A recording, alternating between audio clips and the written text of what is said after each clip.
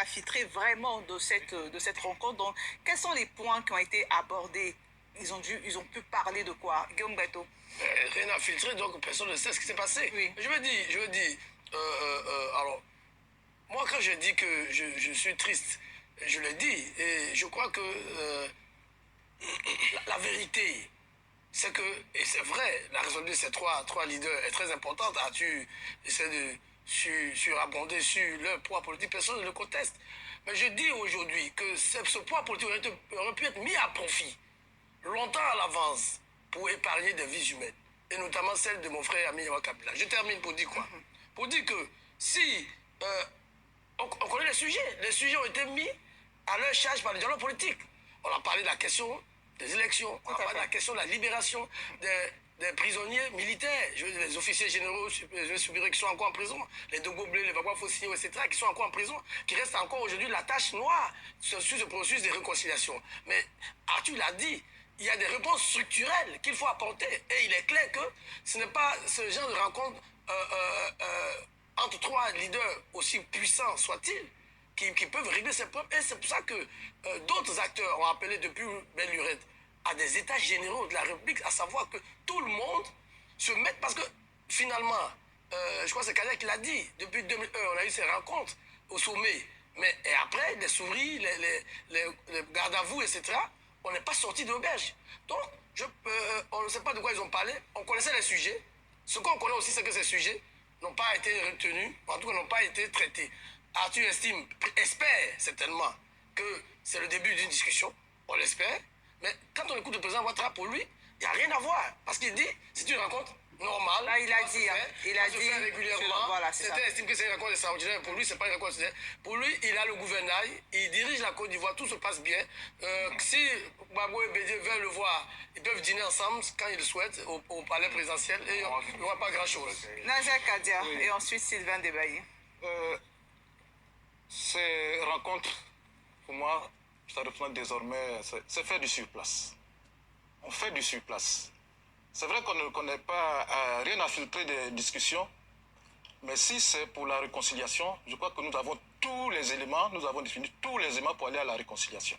Les Ivoiriens étaient d'accord, en fait presque tous étaient d'accord que la réconciliation ou la décrispation doit se décliner et s'articuler autour des réponses qu'on aura trouvées aux problèmes qui fâchent.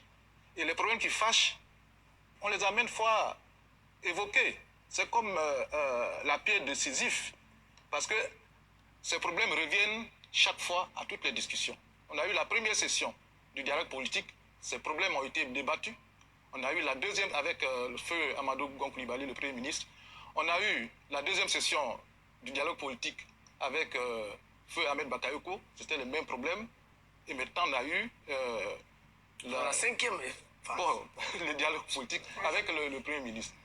Donc, si c'est pour encore retourner discuter des mêmes problèmes, alors que déjà il y a une voie qui est tracée, bon. Maintenant, ce qui a remarqué, c'est que même quand on fait le dialogue politique, qu'on a quelques avancées et qu'il faut mettre ces avancées, il faut mettre à exécution ce qui a été arrêté, souvent le pouvoir prend des décisions qui nous ramènent en arrière. J'en veux pour preuve, quand l'opposition avait obtenu qu'un de ses membres soit nommé dans les instances de la CEI, mais le pouvoir a eu la délicatesse de nommer Lago Henriette, c'est ça, hein, Lago Henriette, pour l'opposition. On peut faire ça. Sylvain Debailly. Voilà, je vais m'arrêter là. Vous voyez, c'est triste. Mais bon, on dit souvent, vous savez, on a les élus qu'on mérite ou on a les, les hommes politiques qu'on mérite. Je ne sais pas pour la Côte d'Ivoire ou pour les autres pays africains où la démocratie n'existe pas. Voilà. C'est ça le problème. On est en dictature. C'est-à-dire ce monsieur sur le plateau, pour moi, c'est celui qui est proche de la réalité, qui est proche de la vérité. Parce que les autres là, ce sont des vendus, ce sont des escrocs, ce sont des corrompus. Voilà, ils sont corrompus moralement et puis ils sont corrompus matériellement. Vous voyez, c'est incroyable. Et je dois dire même que je regarde comme ça occasionnellement. Sinon, la plupart du temps, quand je regarde les chaînes ivoiriennes, c'est plus pour la variété. Voilà, parce que c'est pour me distraire. Parce que ces gens-là, franchement, tu te dis, mais on est à l'heure d'Internet, on est à l'heure des réseaux sociaux. C'est à se demander s'ils ne regardent pas les autres chaînes à travers le monde, ou même pour rester en Afrique. Par exemple, Afrique Média. Bon, mais oui, c'est vrai qu'Afrique Média, c'est vraiment, ils sont trop en avance, voilà, d'une certaine façon. Bouya! Bonjour à tous, je me présente Joubian, c'est mon surnom sur le net. Hein, je suis accessoirement spécialiste de la France et puis un panafricain très convaincu. Aujourd'hui, donc, nous sommes le 18 juillet 2022, voilà, 2022, parce que c'est vrai que la dernière fois quand j'ai fait ma vidéo précédente, j'ai dit 2021, mais vous comprenez, en fait c'est parce que je parle souvent du 21e siècle, c'est pour ça que ça a dû tourner dans mon cerveau, mais en réalité c'était aussi par rapport à le président Gbagbo qui fait pitié comme ça, qui est rendu à être le porte-parole de M. Ouattara ou du RHDP, c'est ça que je trouve même, c'est déplacé, c'est décevant, c'est révoltant, voilà, vous comprenez? Donc au fond j'ai pris quelques notes, hein, et puis pouvoir faire mon speech, et donner mon point de vue. Déjà, ce qu'il faut savoir, c'est que demain, nous serons le mardi 19 juillet 2022. Le mot d'ordre qui a été proposé, qui a été suggéré hein, par la grande dame, très courageuse, Madame Poulteri Balé, eh ben, c'est qu'elle invite tous les habitants de la Côte d'Ivoire, ivoiriens comme non-ivoiriens, à rester chez eux. On ne peut pas faire mieux au point de vue manifestation pacifique. Pourquoi? Parce que de manière générale, quand on demande aux gens de manifester, les gens sortent pour aller brandir des banderoles ou des drapeaux, tout ce que vous voulez. Hein? Mais là, c'est beaucoup plus dangereux. Pourquoi? Parce que quand on est dans des pays démocratiques, où on respecte la vie humaine, où on respecte les droits des uns et des autres, eh ben, c'est un plaisir de sortir pour aller manifester. Mais là, quand on est dans une dictature, c'est autre chose. C'est la raison pour laquelle cette grande dame, je répète encore, Madame Poulteri Balé, total respect, elle demande à ce que tous les habitants en Côte d'Ivoire, demain, c'est-à-dire le 19 juillet 2022, ça soit une opération pays mort, ou ville morte, mais en suivant la ville où vous êtes. Que vous soyez à l'est, que vous soyez à l'ouest, que vous soyez au nord, au sud ou au centre de la Côte d'Ivoire, vous restez chez vous. Restez chez vous, c'est le mot d'ordre. C'est très important. C'est-à-dire que c'est une opération qui va montrer au pouvoir en place, au pouvoir de M. Alassane Ouattara, que c'est le peuple qui est souverain. C'est le peuple qui décide. C'est le peuple qui a le dernier mot. Voilà. Vous comprenez? Là, je vais vous l'envoyer le lien hein, après, évidemment. Mais avant d'aborder ça, c'est une deuxième partie. Mais la première partie, ils ont parlé du Mali. Et c'est là, quand tu les écoutes les uns et les autres, à de très rares exceptions, hein, eh bien, je dis, on a l'impression qu'Internet n'existe pas. On a l'impression qu'on n'est pas encore à l'époque des réseaux sociaux. Parce qu'au fond, il y a quelques décennies, il n'y avait pas. Donc, du coup, quand il y avait les chaînes propagande, la chaîne nationale, la seule chaîne, donc les gens pouvaient se permettre de dire n'importe quoi parce qu'il n'y a pas les moyens de pouvoir apporter des contradictions ou attendre un autre son de cloche. Or, là, aujourd'hui, il y a ça. Et les gars, quand tu les écoutes, ils sont tellement vendus. Parce que c'est ça leur problème. Hein, ils sont tellement aliénés, ils sont tellement complexés, ils sont tellement corrompus qu'ils font abstraction de tout ça. Maintenant, je dis quoi, moi? Je dis, bah écoutez, d'accord. Mais il se trouve que M. Ouattara n'est pas éternel. On est d'accord, sinon Fouboyi serait toujours vivant. Voilà. Donc, où je veux en venir? Je veux en venir au fait que tous ces gens-là, nous avons les images. Et moi, ce que je vais leur demander simplement, j'ai dit, mais quand M. Ouattara ne sera plus au pouvoir, allez vous cacher. C'est tout ce que j'ai dit. Pourquoi? Parce que j'ai dit, c'est les mêmes personnes qui demain vont revenir encore à la charge pour faire comme si de rien n'était. Mais c'est effectivement propre à l'être humain. Hein.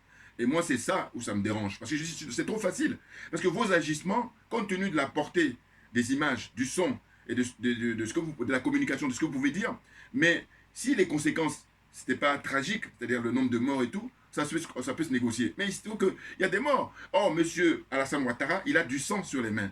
Et vous venez là pour le défendre en permanence, hein, comme quoi c'est lui qui est le plus démocrate, c'est lui qui est le plus républicain, et que les gens au Mali, ils sont pas du tout... Mais n'importe quoi. Mais c'est impressionnant. Donc voilà, c'est ce que je tenais à préciser. Voyez-vous? Donc là, ce que je vais faire, c'est lire mes notes là, et puis après je vais continuer. Alors, qu'est-ce que je note? Appel de Mme Poulteri Balé, comme je dis tout à l'heure, pour le mardi 19 juillet 2022, hein, mobilisation générale, chacun reste chez soi, voilà. Personne ne va te faire du mal, tu restes chez toi. Hein. Ça c'est un premier essai, mais c'est très important de le faire. Très très important.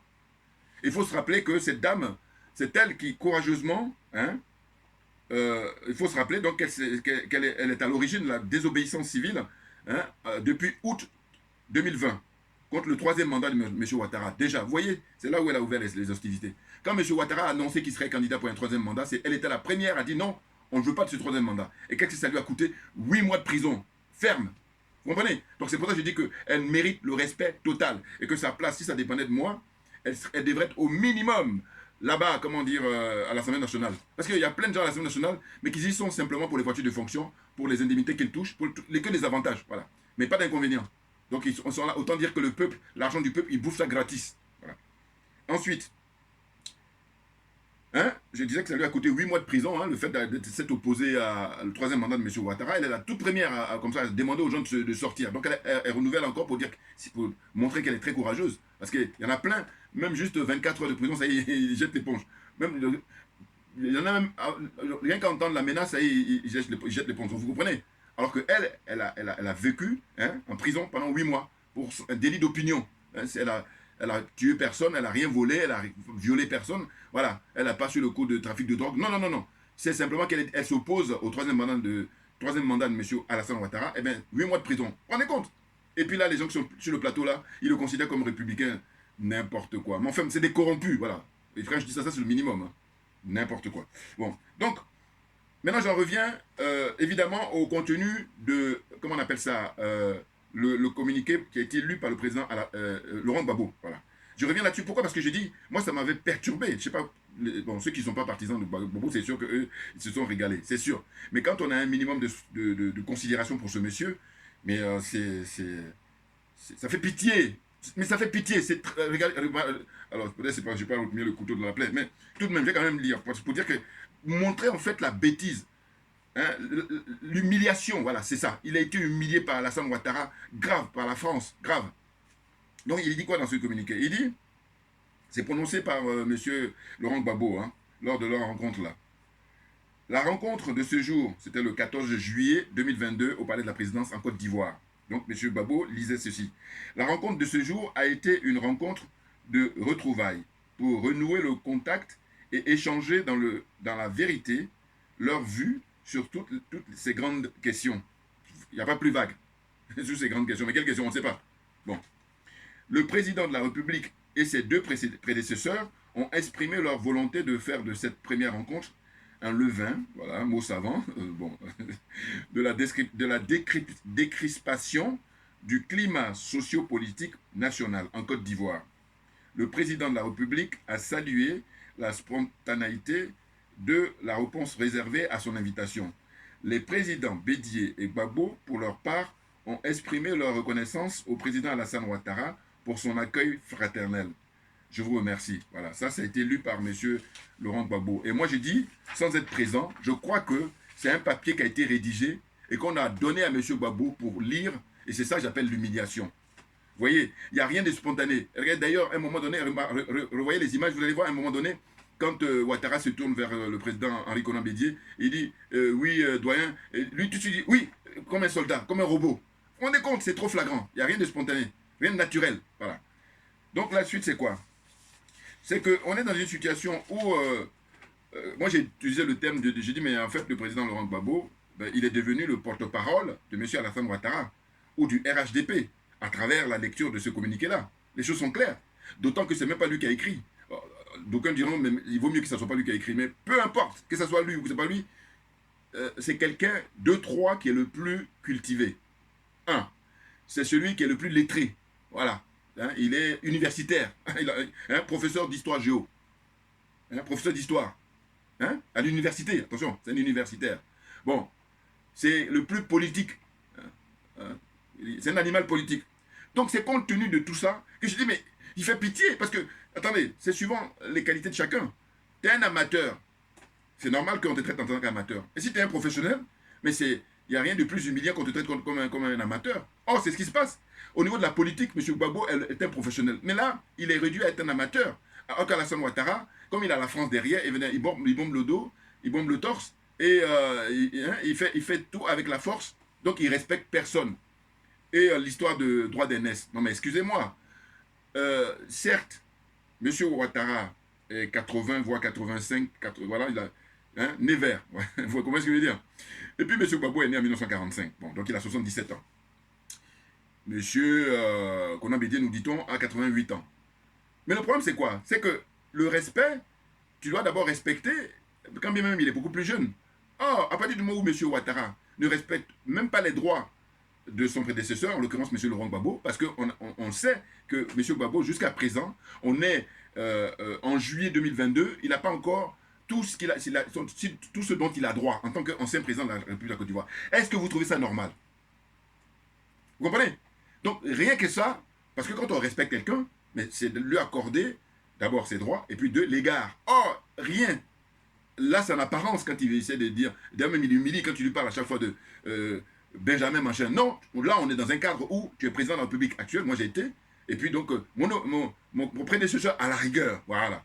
Mais insister sur les histoires de mon Benjamin machin, tout ça, j'ai dit, mais si tu avais accordé les droits de M. Gbagbo, d'ailleurs si tu l'avais fait, il ne serait pas en train d'aller demander. Rappelez-vous, c'est tout ça. Vous voyez, les partisans de M. Gbagbo, là, ça m'énerve. Enfin bon. Bouillard. Non, mais je veux dire, ils sont dans une amnésie, ils sont rentrés en religion. Voilà, c'est donc on peut d'une certaine façon les excuser. D'une certaine façon, hein. Non, parce que c'est n'importe quoi. Attendez, ce que je suis en train d'énumérer là, qui est-ce qui peut me dire le contraire? Donc, une fois qu'on a dit ça, que c'est vérifié, mais arrêtez de faire de la mauvaise foi et puis n'importe quoi. Vous voyez? Donc, je dis, souvenez-vous, quand le président Gbagbo, il est allé à l'ambassade de Côte d'Ivoire, là-bas aux Pays-Bas, hein, je crois que c'était ou non, c'est en Belgique plutôt. En Belgique pour aller commander eux-mêmes son passeport. Mais je crois que M. Ouattara l'a humilié en permanence et il continue encore là. Or, ça, c'est dans la culture française. L'élite française, ils adorent humilier les gens. Donc, M. Ouattara, comme il est en réunion avec eux en permanence, voilà, lui, il est le larbin, hein, il est leur soldat. Donc, voilà, il met en œuvre ce qu'eux, ils ont décidé. Et puis, lui-même, des fois, il en rajoute. Parce que quand ils vont lui dire, écoute, amène-nous 2 bouteilles, lui dit non, je vais vous amener le casier. Voilà. S'ils disent que humilier M. Gbagbo pendant une semaine, non, je vais l'humilier pendant 1 mois. Comprenez bien en termes d'image ce que je veux dire par là. Les choses sont vérifiées. Vous voyez?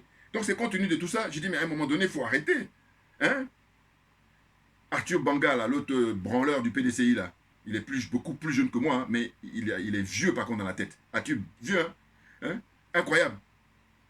Eh bien, lui, quand il s'exprime, bon, il faut dire qu'ils sont tous corrompus, voilà. C'est qu'une fois qu'on a dit ça, voilà, on avance dans le débat. Non, parce que franchement, c'est incroyable. Et ces gens-là, figurez-vous qu'il n'y a pas n'importe quoi qu'on poste. Hein. Il enseigne pour les prochaines générations, enfin comment dire, l'élite prochaine au niveau l'histoire politique militaire, voilà. Autant vous dire que c'est hyper important. Donc, essayez de réécouter si vous avez le temps, hein, parce que je dis que moi, vraiment, c'est exceptionnellement. Mais parce que quand on a des émissions de qualité au Cameroun, avec Afrique Média, et puis, moi, c'est le Togo qui me surprend. Franchement, quand je regarde des émissions au Togo, je vois les intervenants, ils sont beaucoup plus libres. Mais quand tu arrives en Côte d'Ivoire, ils sont tous dans l'amnésie, ils sont tous domestiqués par M. Ouattara. C'est impressionnant. Il y a que ce monsieur-là, dont je vous ai montré tout à l'heure, qui a dit, mais attendez, dialogue politique là. Il y a des réunions qui se succèdent, mais il faut être concret, il faut, comment dire ça, mettre les choses en place pour qu'on gagne du temps et on avance. Or, ce n'est pas le cas. M. Ouattara, il utilise une méthode qui est très simple, qui est vieux comme le monde, c'est diviser pour régner. Donc, pour la désignation des personnes, il va prendre des personnes qui sont anciennement avec M. Gbagbo pour les mettre, pour narguer M. Gbagbo. Quand je parle d'humiliation, c'est en permanence. Et puis même, regardez, quand on dit qu'on est dans un pays de droit, comment se fait-il que les membres du CEI, c'est-à-dire la commission électorale indépendante, là, des trucs comme ça, il n'y a que chez nous qu'on trouve ça. En Afrique, je veux dire, hein, surtout zone des aliénés, la zone des complexés, des corrompus. Comment se fait-il que ça soit au bon vouloir de celui qui dirige? Mais rien que ça, vous ne pouvez pas dire que vous êtes en démocratie. Parce que normalement, il y a ce qu'on appelle le droit d'opposition. Et c'est là où tu vois qu'il y a certains pays comme au Sénégal, ils sont très en avance. Voyez bien, je dis, intéressez-vous dans les différents parlements, hein, les prises de parole des différents députés. C'est là où vous allez mesurer quel est le degré, le niveau de la démocratie dans ces pays-là. Ah oui, moi quand j'ai vu les débats parlementaires au Sénégal, j'ai dit, ah mais non, mais ils sont trop en avance. Parce qu'un opposant comme Ousmane Sonko, quand il parle, il allume Ousmane Sonko du début, enfin il allume plutôt Macky Sall, voilà, Macky Sall du début jusqu'à la fin. Et là, ça me parle, ça a de la gueule. Or là, en Côte d'Ivoire, ils sont tous pour la langue de bois, dans la trouille, mais cachez-vous, cachez-vous. Enfin bon, c'est pas possible. Hein. Ouais, donc je dis que, et à partir du moment où M. Alassane Ouattara, c'est lui qui fait la pluie et le beau temps, au sens de choisir qui il veut pour mettre dans la CEI, ça n'a pas de sens. Et à partir de là, tu te dis, mais des gens qui disent qu'ils ont des diplômes universitaires, bon, il y a un frère qui m'a rappelé ça constamment, il a raison d'ailleurs, il m'a dit non, arrête parce que ces gens-là, ils sont diplômés mais ils ne sont pas intelligents. Nuance. Ah, il a tellement raison, parce qu'il bon, il a beaucoup d'estime pour moi, donc voilà, à chaque fois que je l'ai au téléphone, il dit non, il dit, mais tes analyses sont très pertinentes au regard, hein, quand tu fais la comparaison avec ces gens-là. Voilà. Et moi, je dis l'explication elle est simple. C'est que moi, j'ai pas de complexe. j'ai pas d'aliénation, je ne suis pas aliéné, ou en tout cas, tout est relatif. Mais par rapport à eux, alors là, quand moi je suis à 10, eux ils sont à 1 million. Voilà, si vous voyez ce que je veux dire. Voilà, parce que je pense que l'aliénation, on l'a tous. Je dis qu'il n'y a que les pygmées. Hein, en tout cas, ceux qui vivent en autarcie, soit dans le désert, soit voilà, en milieu de forêt là-bas, voilà, eux ils sont pas aliénés. Quand je dis ça, mais c'est après avoir réfléchi là-dessus. Hein. Mais sinon, tout le reste, aliéné, c'est une question de niveau. Voilà. Donc, enfin, bon, bref, j'espère que ceux qui m'ont compris, tant mieux, parce que ceux qui n'ont pas compris, revoyez mes anciennes vidéos, vous allez comprendre ce que je veux dire. Donc, tout ça pour dire quoi? Pour dire que ce dont il est question, mais il est question d'exiger, tout simplement, la libération des prisonniers politiques, les prisonniers d'opinion. Il est question de ça. Ensuite, il est question de la cherté de la vie. C'est à cause de ça, même d'ailleurs, que Mme Pocheri Balé, elle dit que demain, 19 juillet 2022, personne ne doit sortir de chez lui. Hein? Restez chez vous et que l'activité économique soit au point mort. On ne va pas y arriver à 100%, mais il faut faire de manière à ce que ça soit vraiment à un niveau très élevé, de manière à ce que M. Ouattara comprenne que c'est le premier signal. Et ça, c'est pacifique, bien entendu. Mais eux, comme leur paradigme, c'est la consommation, consommer, consommer, consommer, là, eux, je veux dire, là, vous allez toucher là où ça fait mal. Hein. Ah oui, ça fait très mal. Hein, les capitalistes et compagnie, là. Vous comprenez? Ils disent capitalistes alors que c'est des nazes. C'est bon. Le problème des dégâts commis par les inondations causées par les pluies diluviennes de mai à juin 2022, sachant que c'est récurrent chaque année, puisque M. Ouattara lui-même avait fait les reproches à M. Gbagbo lors du débat télévisé, rappelez-vous, lors des élections en 2010. Les images sont sur Internet, sur YouTube, vous pouvez retrouver. M. Ouattara se faisait le plaisir de critiquer M. Gbagbo sur sa gestion quand il était au pouvoir, concernant, comme ça, quand il pleut, ça part dans tous les sens, enfin bon, les inondations, voilà. Or, lui, il est au pouvoir depuis maintenant, 10 ans, hein, et c'est pire, voilà, c'est pire. Parce que normalement, si tu critiques celui qui est avant toi, mais quand toi tu arrives, tu dois tout mettre en œuvre, de manière à ce que on ne puisse pas te critiquer. Ou alors, si on te critique, ben, ça va être quelque chose d'exceptionnel. Or là, je vous dis, ce monsieur, il est en difficulté et ça fait très longtemps qu'on n'avait pas vu ça. Maintenant, M. Gbagbo et M. Bédier, au lieu de, en finir avec lui, quand je dis en finir avec lui, c'est qu'en termes d'image, je dis, il est dans le trou et eux, ils sont en train de lui donner la main. Le fait d'aller le rencontrer là, c'est lui donner la main. Mais n'importe quoi. Et là, leur conseiller, là, on ne sait pas qu'est-ce qu'ils branlent. Voilà. Touche des salaires et puis ils branlent rien. Non, mais franchement. Donc, la suite. Hein, voilà, donc j'ai parlé des immeubles qui s'écroulent depuis plusieurs années sans contrôle préalable de sécurité. Voilà, parce qu'il n'y a rien. Tout le monde est corrompu, ou en tout cas la plupart des gens. C'est pour ça qu'on en arrive là. Hein. Ah ben oui, ça c'est la conséquence de la corruption. Parce qu'en réalité, s'il n'y a pas de corruption, ou en tout cas très peu, eh ben, les gens font attention, ils font leur boulot, et puis les choses se passent bien. D'ailleurs, ce que j'ai rappelé hier, et je l'aurais dit encore, j'ai dit, écoutez, amusez-vous, moi j'ai pas le temps encore, parce que si j'ai le temps, je pourrais faire ça. Mais j'ai dit, ceux qui ont le temps, amusez-vous à regarder sur cette zone-là, des aliénés, des complexés, des corrompus, la zone CFA là, quels sont les pays où il y a les immeubles comme ça qui s'écroulent sur 12 mois. Vous prenez de janvier à décembre.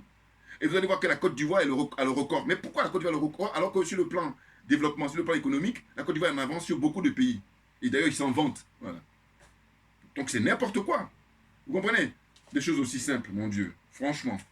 Hein? Et puis, ce qu'il faut signaler aussi, c'est des jeunes gens qui ont des doctorats et qui, depuis des mois, ils manifestent, ils font des grèves de la faim et il n'y a rien qui change.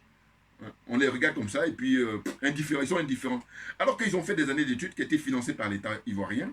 Hein, c'est l'argent du contribuable. Et donc, au final, le doctorat, c'est le diplôme le plus élevé. Eh bien, normalement, s'il n'y avait pas... enfin, si on était dans un pays de droit, normalement, ben oui, ils ne peuvent pas rester au chômage comme ça longtemps. Hein, même aller jusqu'à faire grève de la faim. On peut leur trouver quelque chose. Même si ce n'est pas propre dans leur domaine, mais au moins compte tenu de leur niveau, parce qu'ils ont quand même un niveau. Doctorat. Eh bien non. On les laisse, les pauvres, ils sont en train de manifester depuis des mois, et puis ça continue. Et là, les gens là qui sont à l'Assemblée nationale, voilà, c'est ça, j'allais oublier. Bouya, ça m'est revenu là. Bon, parce que j'ai pas mis dans la note, mais apparemment ça m'est revenu. Mais qu'est-ce qu'ils font?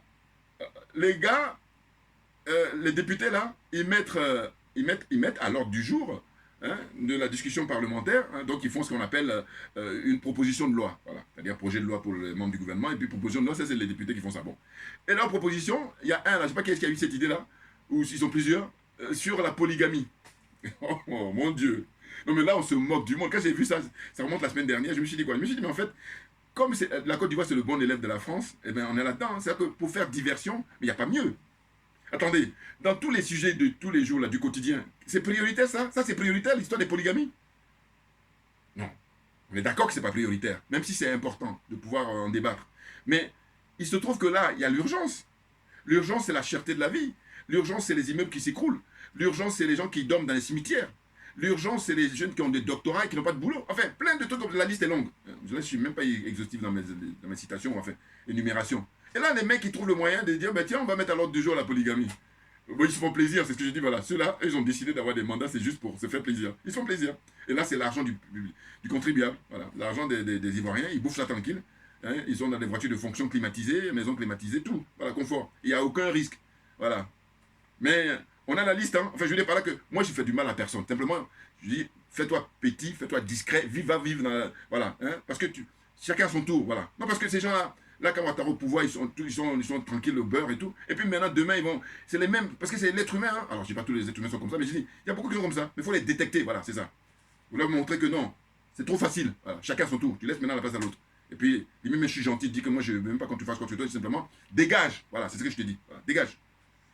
N'importe quoi. Ah, des nazes. Bon, la suite, c'est quoi? C'est que, voilà, les Africains et Ivoiriens qui dorment dans les cimetières, voilà, donc j'ai déjà énuméré ça, voilà. Donc, M. Alassane Ouattara, hein, il reconnaît lui-même le poids politique de M. Bédié et de M. Gbagbo. Lors de cette rencontre-là, il a fait un aveu, et qui n'est pas rien. Hein. C'est très important, c'est qu'au fond de lui-même et ses partisans, ils savent très bien qu'ils ne représentent rien. Donc à partir de là, il appartient maintenant à les gens de Gbagbo et les gens de Bédié, mais d'être sincères, parce qu'il n'y a aucune sincérité. Ils sont dans l'hypocrisie totale. Et puis je dis les uns envers les autres. Hein. C'est-à-dire que l'hypocrisie entre Gbagbo et Bédié, pourquoi? Parce que, justement, j'ai déjà dit ça hier, je dis que Gbagbo, il en veut à Bédié de s'être associé à, à Ouattara. Alors on dirait que ce n'est pas nouveau, puisque Gbagbo aussi a eu l'occasion de s'associer à M. Ouattara à d'autres occasions, à d'autres circonstances dans l'histoire politique de la Côte d'Ivoire, sur les 20 dernières ou 30 dernières années. Voilà. Donc chacun à son tour. Hein, ils se font des histoires de copinage et de cocu et de tout ce que vous voulez. De la marmaille, voilà, le thème qui est approprié, en tout cas qui a été choisi là récemment. Et voilà, ils vivent dedans, et voilà, ils se font plaisir là-dedans. Donc du coup, tous les trois, hein, la haine, elle est forte. Je l'ai déjà dit hier, bon, donc je vais regarder mes vidéos d'hier et puis vous allez voir. Et pour poursuivre, j'ai dit quoi? J'ai dit, à défaut de reprendre mon idée et ma proposition, qu'ils reprennent, voilà, c'est ça, qu'ils reprennent la déclaration ouverte, hein, ouvertement, voilà, concernant le soutien à l'initiative de Mme Poutcherik Balé, opération de ville morte. Voilà, voilà en gros, je veux dire, voilà. En fait, je ne dis qu'on n'est pas oublié. C'est que, j'ai déjà dit que le président Gbagbo et puis le président Konan Bédié, il faut qu'ils organisent une conférence de presse. Je leur ai dit encore parce que c'est une idée qui est simple. Mais il se trouve qu'ils sont bloqués au XXe siècle et du coup, c'est pour ça qu'on en arrive là. Hein. Quand ils convoquent la conférence de presse, ils disent simplement, lors de cette conférence, hein, messieurs, dames, nous vous avons convoqués, moi, monsieur Gbagbo, monsieur Henri Konan Bédié, hein, en notre qualité et nos expériences, eh bien, nous en avons marre. Hein, nous n'en pouvons plus de la France-Afrique, s'ils veulent faire court. Là, s'ils veulent poursuivre quelques secondes, ils disent, donc on en a marre de la France-Afrique, de l'impérialisme et du colonialisme. Voilà, ces trois mots-là, c'est au maximum, mais au moins s'ils ne veulent pas dire les trois, mais qu'ils disent simplement, nous en avons marre de la France-Afrique. Et ça, c'est suffisant pour que le peuple comprenne et que la jeunesse, je vous dis, va s'occuper du reste. Voilà, limite, j'allais dire le service après-vente. Mais ça, c'est important. Mais comme ils ne le font pas, j'ai dit, mais dans ce cas-là, le mot d'ordre qui est lancé par Mme Poutcherik Balé, mais qu'ils reprennent ça? Oh là non. Voilà. Ils ne reprennent pas ça, alors que, voilà. Donc, comment voulez-vous que ça marche? Bon, on y croit, hein, évidemment. Mais quand je dis ça aussi, j'en veux à M. Gbagbo, j'en veux à M. Bédié, et puis à leurs partisans, surtout à leur soutien. Mais oui, parce qu'à un moment donné, il faut arrêter. Vous êtes tous en religion, là. Ben oui. Non, parce que, franchement, si vous voulez qu'on puisse faire partie, M. Ouattara, on a des moyens, mais très faciles. Oui, dire le mot d'ordre de Mme Poutcherik Balé, et puis, comme dit même Arthur, là, Banga, là, le PDCI, là, le jeune, là, bon, il dit qu'eux, ils pèsent à eux deux 90% hein, de l'électorat en Côte d'Ivoire. Mais c'est du très lourd. Hein.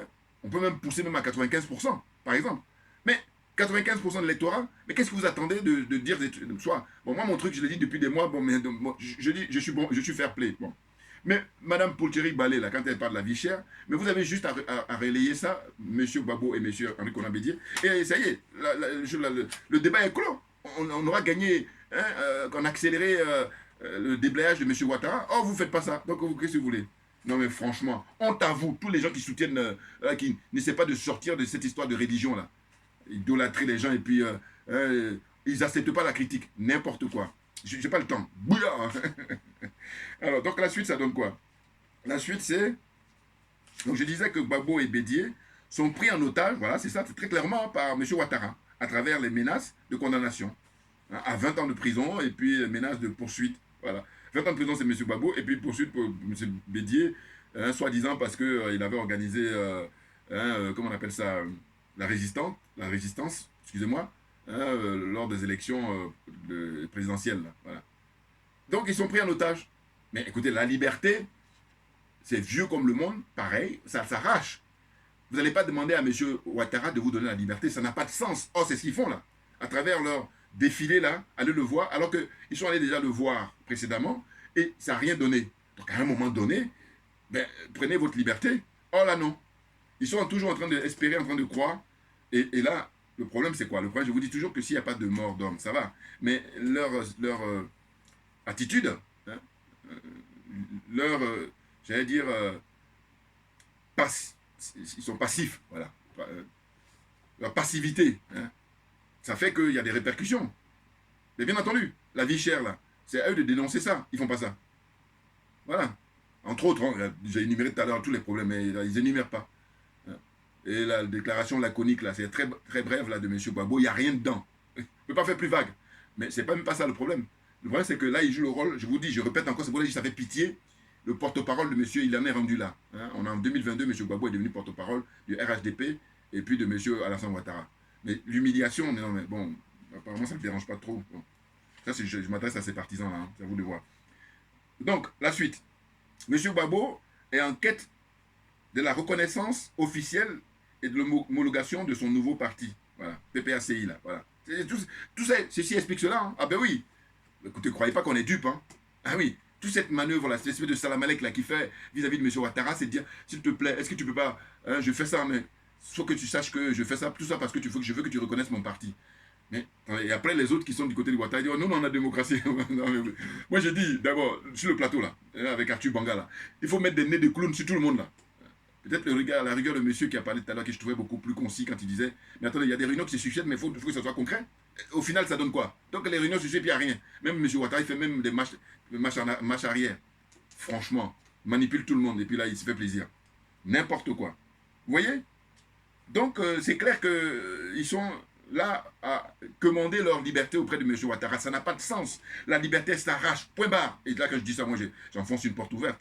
Bon, enfin, on en est rendu là, on a même rendu à dire ça, alors que, parce qu'il y en a qui ne comprennent pas. Hein. Non, n'importe quoi.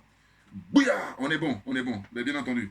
Il existe donc des deals certains, ça c'est clair, entre son parti et M. Ouattara pour les prochaines échéances électorales. Mais bien entendu, ben oui, il y a des deals. Mais sauf que je dis, M. Ouattara, il ne voudra jamais vous céder. Il vous blague là, voilà. Ceux qui ne savent pas qu'ils les blagues, voilà. Ah, c'est catastrophique. Moi, je vous dis, il y a des répercussions sur ces nombres de morts. Déjà qu'on a perdu, hein, et je dis, moi, je m'inscris en faux avec les histoires de 3000 morts en Côte d'Ivoire. Je dis, pour moi, les chiffres, c'est minimum 30 000 morts, minimum. Sans compter les gens qui sont partis, comment dire, à l'étranger, qui se sont enfuis. Hein, voilà. Et puis, qui sont morts là-bas, en plus, sur place. Donc, si on le comptabilise, ça monte encore plus. Mais moi, quand j'entends les gens dire 3 000, je dis, non, mais arrêtez d'insulter notre intelligence. 30 000, voilà, on démarre par là. Puis après, on va monter pour faire... Et puis en plus, j'ai appris quelque chose, c'est que je dis, mais c'est vrai, parce que je ne faisais pas attention. Quelqu'un qui a dit récemment, il a dit, mais les gens qui sont en prison, il y en a plein qui sont morts. Donc vous vous rendez compte? Voilà, c'est très grave ce qu'on vit, c'est très grave. Et là, les partisans de l'ancien Ouattara, le moment venu, vous allez rendre des comptes. Hein. Ça, alors là, il faut qu'on soit d'accord là-dessus. Non, c'est trop facile. Vous allez rendre des comptes, tôt ou tard. Ah ben oui, non, mais c'est pas possible. Tuer les gens comme ça alors que la vie est sacrée, ah ben non, vous allez rendre des comptes. Tôt ou tard, retenez-le bien. Hein? Donc, je rappelais qu'il existe donc des deals, certains, entre le parti de M. Gbagbo et M. Ouattara, hein, pour les prochaines échéances. J'ai déjà dit, voilà, excusez-moi de le répéter. La question est de savoir si M. Gbagbo bénéficie depuis son retour en Côte d'Ivoire, depuis juin 2021, de toutes les prérogatives, hein, de tous les droits, voilà, liés à sa qualité en tant qu'ancien président de la République. Voilà.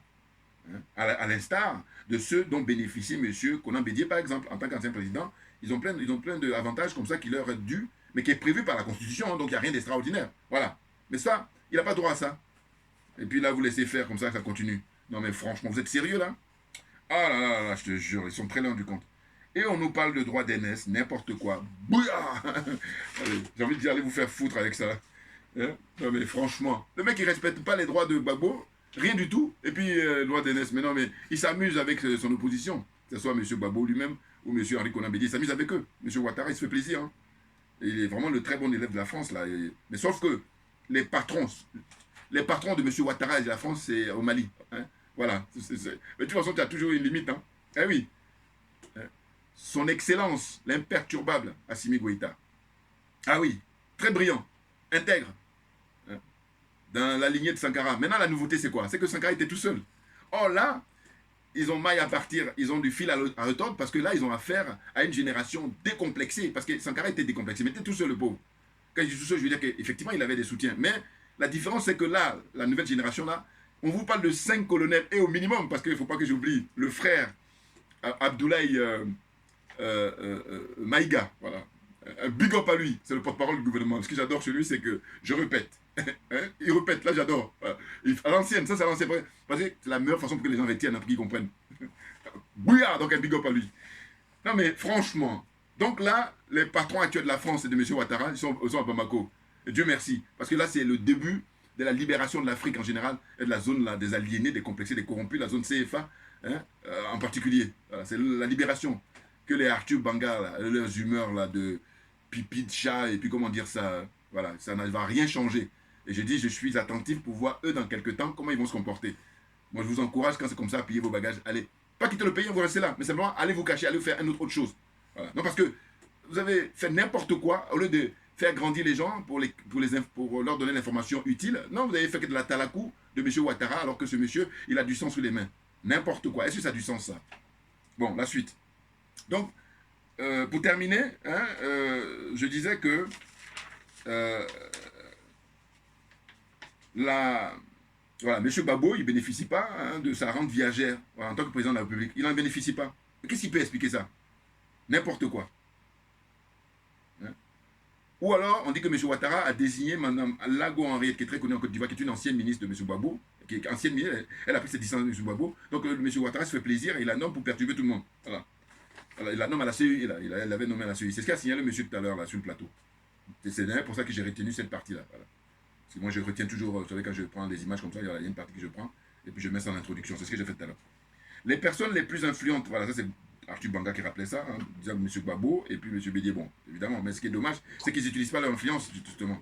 Ben oui, s'ils utilisent leur influence, M. Ouattara part tout de suite. Au moment où je suis en train de faire la vidéo, là, il a pris le bagage. Mais comme ils n'utilisent pas ça, ou en tout cas, ils n'utilisent pas à bon escient. Voilà.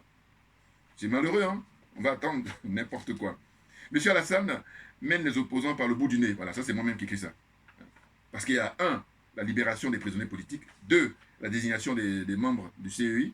3, les comptes bloqués. Voilà, il a bloqué les comptes des gens. Il y a des gens encore qui ne touchent pas leur salaire, leur retraite ou leur indemnité. Voilà, il fait du chantage avec ça. Voilà. Vous voyez, c'est incroyable. Donc je termine là aujourd'hui, et puis pour finir, ben, j'ai retrouvé le rapport qui a été rendu par Konan Bani, ancien Premier ministre qui est décédé maintenant. Il a fait ce rapport-là, regardez, voilà. Ben, tout le monde peut se procurer sur Internet, vous allez soit si vous avez les moyens, vous l'imprimer, ou soit là vous le regardez en ligne, voilà. Excellent, hein, c'est plusieurs pages. Combien ça fait 125, voilà, 125 pages. Il y a tout dedans, c'est vraiment très intéressant. Tout est répertorié, et je dis, monsieur Kakabe, là, qu'est-ce que lui, il en pense de ça? Et qu'est-ce qu'il en fait? Parce qu'il est ministre de la Réconciliation depuis quelques temps, là, et donc il branle rien. Voilà, lui aussi pareil. Bon, il n'est pas le seul, hein, ils sont nombreux comme ça en Côte d'Ivoire à toucher des salaires, et puis pour rien, gratos. C'est pas sérieux, vous voyez. Donc ça, normalement, monsieur Gbagbo et monsieur Konan Bédié, ben, quand ils allaient voir Alassane Ouattara, là, ils devaient montrer ça à toute la Côte d'Ivoire, parce qu'il y a des gens qui ne sont même pas au courant de ça, hein. Ah ben bien entendu. Malheureusement d'ailleurs. Voilà. Montrer ça, dit bon monsieur, on veut que tu mettes ça en pratique, c'est tout. Fin de débat. Voilà. Vous voyez, là je donne encore là, c'est gratuit. N'importe quoi. Boula. Merci à vous tous pour votre attention, et puis à très bientôt. On lâche rien, tout simplement parce que c'est nous qui avons raison. Voilà, qui dit mieux?